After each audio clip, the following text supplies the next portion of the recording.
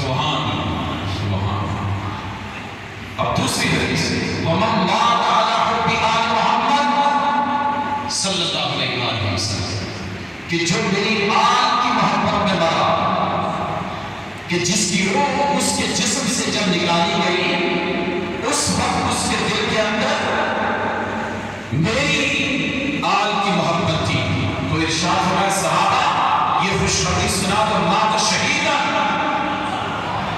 وہ شہادت کی موت پر، یہ تو فرمایا کہ مومن مرا جو آل کی محبت میں مرا، اور پھر فرمایا کہ وہ شہید شہادت کے مرتبے پہ فائز کر دیا جاتا ہے کہ جس کے دل کے اندر حضور کی اہل بیت کی محبت ہو۔ سیدنا مولا علی شیر خدا سلام اللہ تعالی علیہ، شیر خدا کی محبت ہو، دل کے اندر سیدہ طیبہ طاہرہ فاطمہ الزہرا سلام اللہ تعالی علیہ کی جس دل کے اندر محبت آ جائے، حضور فرماتے جب وہ بندہ شہید کے رتبے پہ بڑھتا ہے۔ پھر حسنین کریمین سیدنا امام حسن سیدنا امام حسین سلام اللہ تعالی علیہ، ان شہزادوں کی، ان جنتی نوجوانوں کے سرداروں کی جس دل کے اندر محبت آ جائے، حضور فرماتے ہیں جب وہ مرتا ہے تو شہید مرتا ہے۔ اور اس کی آنکھوں سے بڑی خاص چیز اور انتہائی خبردار تنبیہ کر دینے والی خاص چیز بیان فرمائی کہ جو میری آل کی بکس میں مرے، نفرت میں بکس میں جسے موت آئے، فرما کافر اس کی موت کفر پر ہوتی ہے۔ اللہ عز و جل سے دعا ہے کہ اللہ تعالیٰ اہل بیت کے اطہار کی محبت سے ہمارے قلوب و اذہان کو منور فرمائے۔ اور حضور فرمایا کرتے تھے دو چیزیں میں تمہارے درمیان چھوڑے جا رہا ہوں، ایک قرآن سبحان اللہ یہ اللہ کا کلام، اور دوسری میری عطرت، میری اہل بیت، میری اہل بیت، میری عطرت۔ اللہ تعالیٰ سے دعا ہے کہ اللہ ان کی محبت عطا فرمائے۔ ہم انہیں خوش آمدید بھی کہتے ہیں، اہلا و سہلا مرحبا سید السادات سیدی مرشدی پیر طریقت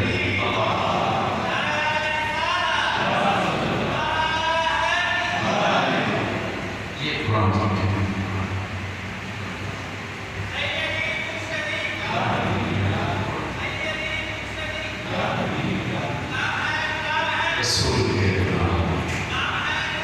رسول کے غلام اور بھی جسم زندگی۔ آج یہ یاد رکھیں، میں گفتگو شروع کرنے لگا ہوں اختصار کے ساتھ ایک جامع گفتگو ہوگی۔ اگر دین کے 100 حصے کیے جائیں، یہ میں اس تقسیم کی بات نہیں کر رہا جو ہمارے ہاں ہماری سوسائٹی ہمارے معاشرے کے اندر تقسیم ہے، میں اس تقسیم کی بات نہیں کر رہا، میں سمجھانے کے لیے آپ کے سامنے آ جاؤں۔ اگر دین کو 100 حصوں میں تقسیم کیا جائے میرے مسلمان بھائی، تو اس کے 10% حصے، جو 10% حصہ ہے وہ عبادات پر مشتمل ہے۔ یہ بڑی خاص بات ہے۔ حضور کا میلاد منانے والوں، حضور کی آمد کا جشن منانے والوں، آج ہمارا امتحان ہے کہ ہم حضور سے محبت کا دعویٰ تو کرتے ہیں، لیکن جو حضور سے ہمارا تعلق خلقی ہے، یعنی جو محمدی اخلاق ہیں، جو حضور کا برتاؤ، حضور کا اسوہ، حضور کی عادت کریمہ، حضور کا طریقہ، حضور کی مسکراہٹ، حضور کا اپنے گھر والوں کے ساتھ میل جول، اٹھنا بیٹھنا، دوست اخلاق، سوسائٹی، معاشرہ، کیا اس کا رنگ بھی ہماری زندگی میں نظر آتا ہے کہ نہیں؟ اس کا رنگ بھی ہماری زندگی میں نظر آتا ہے یا کہ نہیں؟ اگر 100 حصوں پر دین کو تقسیم کیا جائے، اس کے حصے بنائے جائیں، تو میرے مسلمان بھائی 10 حصے عبادات پر مشتمل ہے. لفظ عبادت جب ہم سنتے ہیں، لفظ عبادت جب ہماری سماعتوں سے ٹکراتا ہے تو ہمارے ذہن کے اندر فوراً نماز آتی ہے، روزہ، زکات، حج، یہی چیزیں آتی ہیں جو ہم عبادات کہتے ہیں، عبادت کہتے ہیں. 10 حصے نماز، روزہ، حج، زکات پر مشتمل ہے. باقی 90 حصے اللہ اکبر، باقی 90 حصے 90 جو چیپٹر سے جو 90 حصے ہیں وہ اخلاقیات، معاملات پر مشتمل ہے. 10% حصہ یہ عبادات پر مشتمل ہے.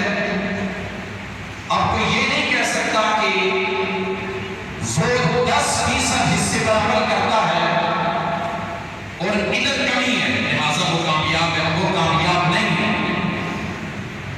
کوئی یہ بھی نہیں کہہ سکتا کہ جناب یہ بڑا مہمان نواز ہے، یہ بڑا بااخلاق باکردار ہے، لیکن اگر یہ 10% حصہ اس کی زندگی میں نظر نہ آئے میرے مسلمان بھائیوں وہ کامیاب نہیں ہے. یہ دونوں حصے ایسے جڑے ہوئے، دونوں حصے ایسے جڑے ہوئے. آپ یہ قرآن مجید کا پارہ نمبر 1 ہے، پارہ نمبر 1 الف لام میم، اس کی سورہ البقرہ کی آیت نمبر 83 کہ جس میں اللہ رب العزت جس چیز کو فوکس کر رہا ہے، اللہ کے پیارے محبوب جس چیز کو فوکس کر رہے ہیں، میں وہ آپ کے سامنے بیان کرنے لگا ہوں، آپ کو سمجھ آ جائے گی کہ ہم کہاں پہ کھڑے ہیں. یہ جو آج ایک عجیب سی کیفیت سوسائٹی کے اندر، وطن کے اندر، اس آزاد خطے کے اندر ایک عجیب سی بے چینی، اس کا واحد حل آج قرآن بیان کرنے جا رہا ہے. ہم نے حضور کے ساتھ ایک تعلق کو تو مضبوط کیا، وہ آپ کا نظر آ گیا، جشن میلاد النبی صلی اللہ علیہ وسلم کے سلسلہ میں آپ کا جو حبی تعلق ہے وہ بڑا پرجوش ہے، کوئی اس کو کمزور نہیں کر سکتا. لیکن حضور کے ساتھ جو دوسرا بڑا گہرا تعلق ہے وہ تعلق خلقی ہے. آپ جب یہ لفظ سنتے ہیں خلق، یہ عربی زبان کا لفظ ہے خلق، اور قرآن مجید کی ایک آیت کریمہ بھی ہے جو حضور کی فضیلت میں نازل کی گئی صلی اللہ علیہ وآلہ وسلم، وَإِنَّكَ لَعَلَىٰ خُلُقٍ عَظِيمٍ. خلق یہ عربی زبان کا لفظ ہے، اس کی جمع ہوگی اخلاق.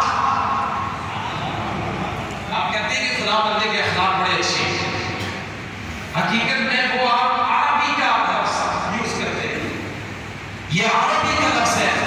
خلق کی اگر اردو دیکھیں، یعنی آپ کہیں گے کہ اگر عربی میں خلق ہے تو اس کی اردو کیا ہوگی؟ اردو ہوگی عادت، اور عادت کی جمع عادات، یعنی حضور کی عادتیں کیسی ہیں.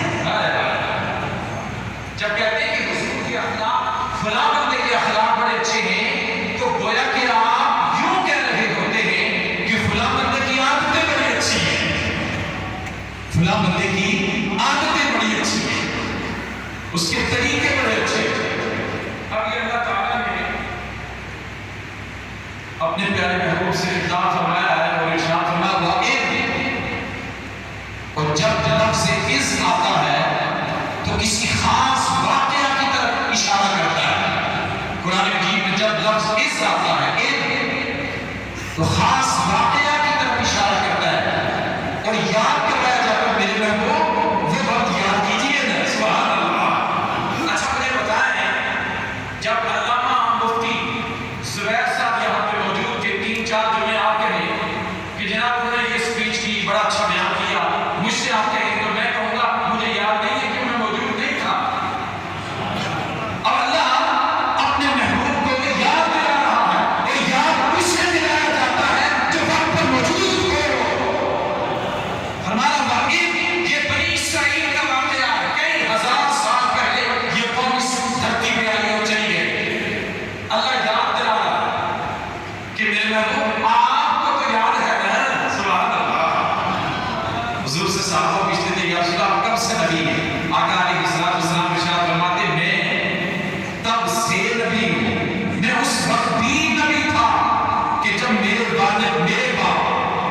سب کے بعد سیدنا آدم علیہ السلام کی تخلیق ہو رہی تھی، یعنی حضور کو اللہ یاد دلا رہا ہو، اِذْ أَخَذْنَا مِيثَاقَ بَنِي إِسْرَائِیل، میرے محبوب وہ وقت یاد کرنے کے لائق ہے، یاد کیجئے کہ جب آپ کے رب نے بنی اسرائیل سے ایک پختہ وعدہ لیا، اور وہ وعدہ کیا تھا؟ لا تعبدون الا اللہ۔ اب وہ جو میثاق ہوا، وہ جو وعدہ، جو عہد اللہ نے بنی اسرائیل والوں سے لیا، وہ کیا ہے؟ اس کی پہلی شکل، پہلا اس کا نقطہ اب اس کے نکات بیان کر رہا ہوں، قرآن بیان کر رہا ہے، لا تعبدون الا اللہ۔ میرے محبوب، اس دھرتی پر، اس پورے زمین پر، اس کائنات کے اندر سب سے لاڈلی قوم بنی اسرائیل تھی، چونکہ اب آپ کی امت آ گئی ہے، لہٰذا آپ کی امت سب سے لاڈلی ہو گئی ہے۔ لیکن بتائیے، جو جتنا